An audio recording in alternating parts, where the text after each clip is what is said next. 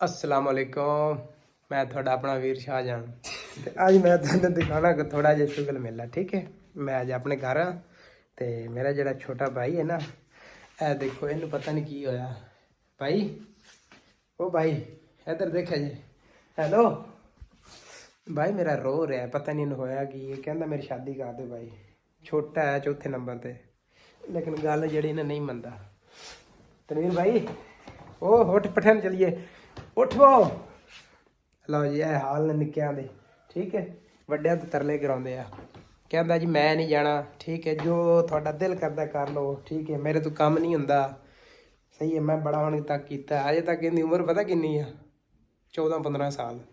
ते बस हुण इहदे दिल च ही मेरी शादी हो जाए। भाईजान हेलो, मैं वीडियो बना रहा। हेलो ओ भा, ये तो बाड़ ही कर गया। हेलो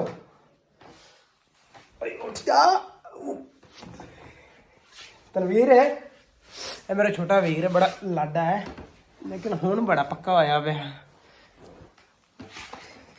भाई जान ये थोड़ी वीडियो बन रही है, इधर सामने देखो, इधर देखो।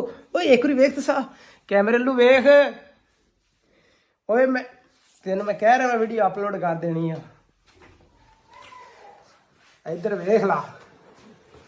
असल है ना रो रो के हाल है, पर रोंदा क्यों पा, मेरी शादी कर दो। ठीक है, ओके जी, अल्लाह हाफिज़।